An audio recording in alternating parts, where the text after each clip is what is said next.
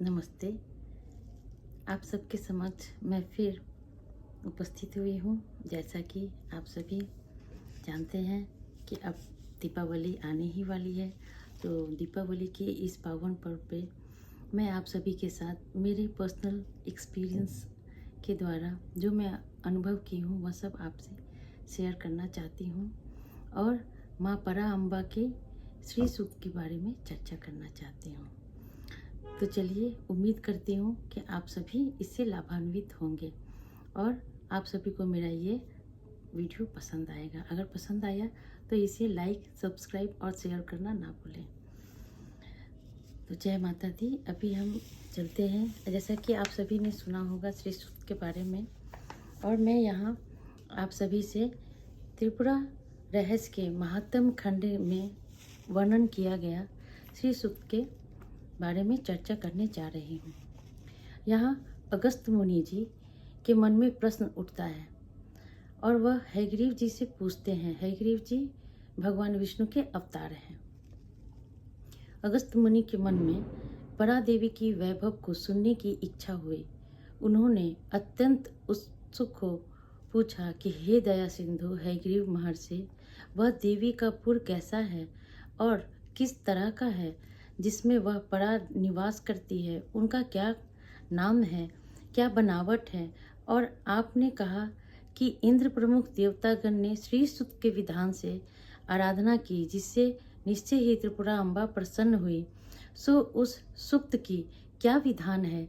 वह सब सूक्त आप कृपया बतलाने की कृपा करें, और उस सूक्त का क्या महात्म है, यह सब आप मुझे बताएं। इस प्रकार प्रश्न पूछे जाने पे मुनि श्रेष्ठ हयग्रीव जी ने अत्यंत प्रसन्न होते हुए कहा कि हे अगस्त जी, आप भक्त और श्री विद्या वाले हैं। यह सब वर्णन अश्रद्धालु, भक्ति रहित कृतज्ञ व्यक्ति को नहीं कहना चाहिए। आप धन्य हैं, इस अलौकिक परा अम्बा की कथा को सुनना चाहते हैं। हे मुने, आपके सुपुण्यों का फल है। त्रिपुरा अम्बा के चरणों में भक्ति तो सब ओर से दुर्लभ है। जिस जन्म में त्रिपुरा अम्बा की भक्ति होती है, मनुष्य का वह जन्म अंतिम जन्म होता है। ब्रह्मा विष्णु आदि देवताओं में भक्ति होने को तो उनका प्रवेश द्वार कहा गया है। विष्णु शिव आदि के देवताओं में भक्ति होने को उनका त्रिपुरा की सेवा प्राप्त करते हैं। प्राणी सर्वथा संसार बंधन से छुटकारा पा जाते हैं, अन्यथा करोड़ों कल्पों तक मुक्ति नहीं मिलती। कहते हैं कि त्रिपुरा अम्बा जी की भक्ति जो है वह मनुष्य के अंदर तभी उदय होती है जब माँ की कृपा होती है और माँ ही उन्हें चुनती हैं। और जिन लोगों का मन में माँ त्रिपुरा अम्बा के लिए भक्ति होती है, वह इस जन्म उनका अंतिम जन्म होता है। कहते हैं माँ इस जन्म में उनकी सारी इच्छाओं को पूरा कर और उन्हें आध्यात्मिक उन्नति देकर माँ उसे मुक्त कर देती हैं। हे ब्राह्मण, वास्तव में आप महाभाग्यशाली हैं कि परा अम्बा की भक्ति आपको मिली। यह सत्संग की महिमा है। आपके भाग्य की जितनी भी प्रशंसा की जाए थोड़ी है। और उसी प्रकार आपकी तेजस्वी भार्या की भी, यानी अगस्त मुनि जी की पत्नी के बारे में यहाँ कह रहे हैं। अगस्त मुनि परा अम्बा की विषय में जिज्ञासा और प्रश्न है, उसे सुनिए। यह सब आपकी पत्नी राजपुत्री लोपामुद्रा के कारण है। राजमाता लोपामुद्रा जो है वो श्री विद्या की बहुत बड़ी ज्ञाता थी और उन्हीं के नाम से श्री विद्या के मंत्रों का उत्पादन भी किया गया था। आदि प्राचीन काल में जब वह अपने पिता के घर थी, तब वह परा अम्बा के चरणों की भक्ति प्राप्त कर चुकी थी। उसका कारण मैं बतलाता हूँ, अन्य कोई भी इसे नहीं जानता। त्रिपुरा भगवती के मुख्य शक्ति भगमालिनी नाम वाली हैं। उनका सब भाव से भक्ति करता हुआ राजा लोपामुद्रा के पिता हमेशा स्थित रहा करते थे। लोपामुद्रा बाल्यकाल से ही शुद्ध अंतःकरण वाली थी, पिता के सेवा में तत्पर रहती थी। लोपामुद्रा के पिता देवी की आराधना में रत रहते थे। सायुज्य कर्म करते हुए भी वह उस परा अम्बा की आराधना में लीन रहते थे। इस प्रकार भक्ति और अत्यंत भावनापूर्वक दीर्घ काल तक आराधना करने से भगवती प्रसन्न हो राजा को वर मांगने को कहा। तो राजा ने वर रूप में संपूर्ण लोकों में पूज्यतम भगवती के चरण कमलों की ही भक्ति मांगी।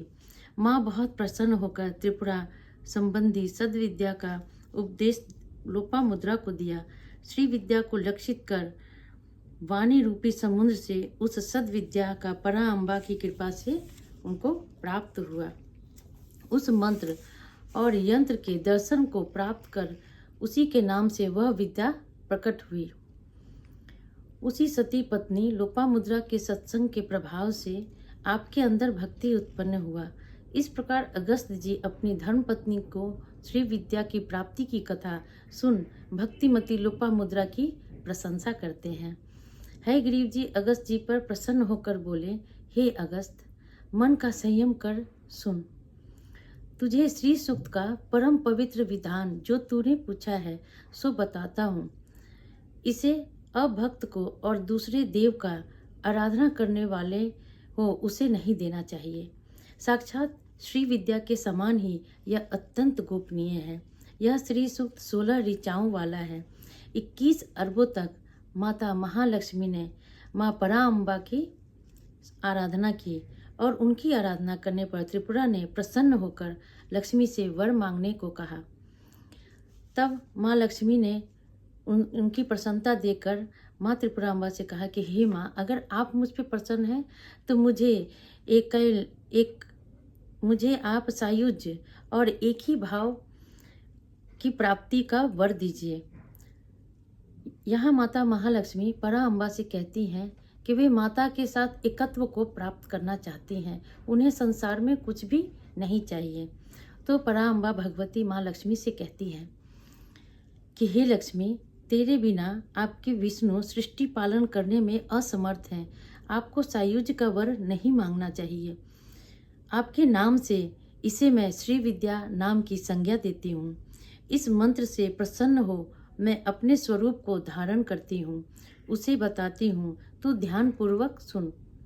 यहाँ माँ पराअंबा माता महालक्ष्मी से कहती है, श्री विद्या इस प्रकार मेरी प्रसिद्धि हो।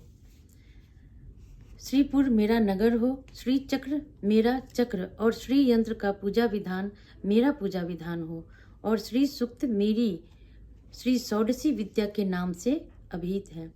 तेरे साथ एक के भाव से संस्थित हो मैं प्रसिद्ध होंगी। तू मेरे समीप स्थित हो 4 प्रकार का पूजन अर्चन प्राप्त करेगी। लोकों में जो तुझे प्रिय है वह मुझे भी प्रिय होगा। शुक्रवार के दिन भक्तगण द्वारा भक्तिपूर्वक तेरी पूजा की जाए, वहाँ मैं भी भक्तों द्वारा पूजित होंगी। उसमें श्री सूक्त का प्रतिपादित मंत्रों द्वारा 16 उपचारों से पूजित हो, विधि पूर्वक नाना द्रव्यों से हवन करने से प्रसन्न हो, सभी के मनोवांछित फलों को और इच्छाओं को पूरा करूंगी।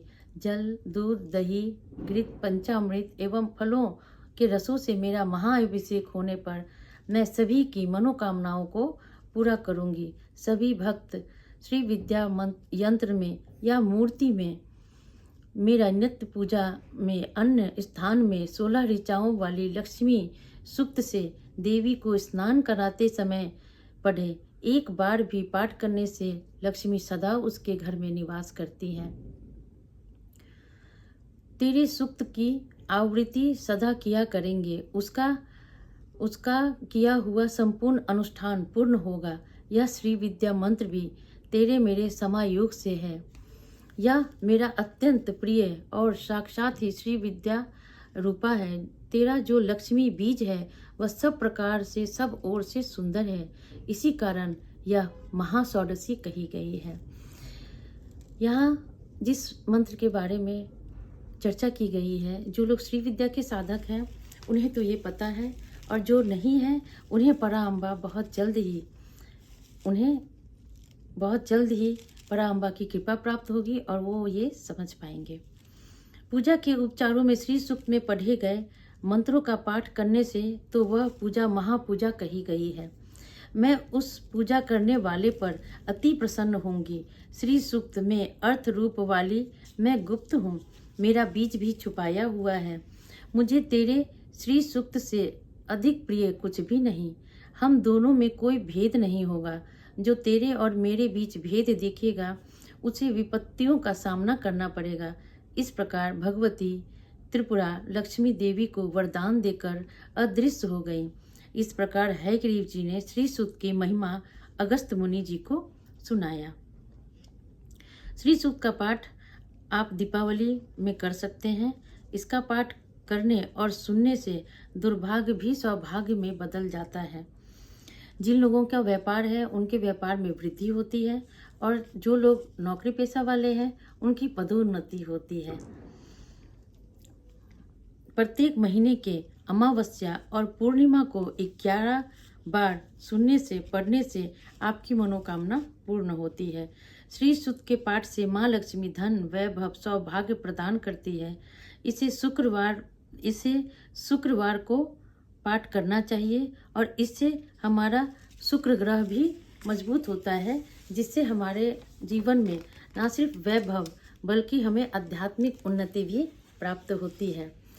भाग्य उदय हेतु अब मैं आपसे यहाँ एक साधना के बारे में चर्चा करने जा रही हूँ। जो भी साधक इसे करना चाहें, आप दीपावली के दिन या फिर किसी भी शुक्रवार को आप इसे कर सकते हैं।